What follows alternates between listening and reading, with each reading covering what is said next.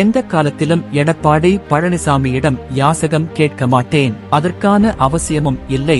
OPS தாக்கு.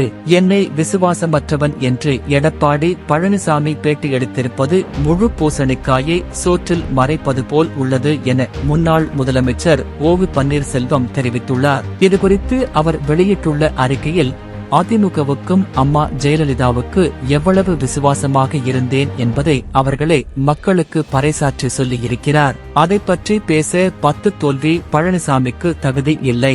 முதல்வர் பதவியை கொடுத்தவருக்கு துரோகம், பரிந்துரை செய்தவருக்கு துரோகம், 4 ஆண்டு ஆட்சிக்கு உறுதுணையாக இருந்தவருக்கு துரோகம், அதிமுக ஆட்சியை காப்பாற்றிக் கொடுத்தவருக்கு துரோகம் என சுயநலத்திற்காக பல துரோகங்களை செய்து கொண்டு வரும் எடப்பாடி பழனிசாமி என்னுடைய விசுவாசத்தை பற்றி பேச அருகதையற்றவர். கோயம்புத்தூரில் எனக்கு கூடிய கூட்டத்தை பார்த்து தவழ்ந்து ஊர்ந்து காலில் விழுந்து இபிஎஸ் பெற்று முதல்வர் பதவியை காப்பாற்றிக் கொள்ள வேண்டும் என்பதற்காக வேலுமணியையும் தங்கமணியையும் தூதுவிட்டார். எடப்பாடி பழனிசாமியிடம் நான் எந்த பதவியும் கேட்கவும் இல்லை, கேட்கவும் மாட்டேன். எடப்பாடி பதவி வெறி பிடித்தவர். எடப்பாடியுடன் சேர எனக்கு மனமில்லை என்றாலும் இன்னும் எத்தனை ஆண்டுகள் ஆனாலும் அதிமுக மக்களுக்காக இயங்கும் என்ற அம்மாவின் வார்த்தைக்காக இணைவதற்கு முடிவெடுத்தேன். பிரதமர் மோடி வலியுறுத்தலின் பேரிலேயே துணை முதல்வர் பதவியை ஏற்றேன்.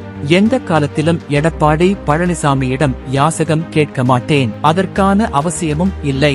அதிமுக ஒன்றுபட வேண்டும் என்றுதான் நான் சொல்லி வருகிறேன். கட்சி இணைவதற்கு நான் எந்த தியாகத்தையும் செய்ய தயார். கட்சி இணைய எடப்பாடி பழனிசாமி எந்த தியாகத்தையும் செய்ய தயாரா என்பதுதான் என் கேள்வி என தெரிவித்துள்ளார்.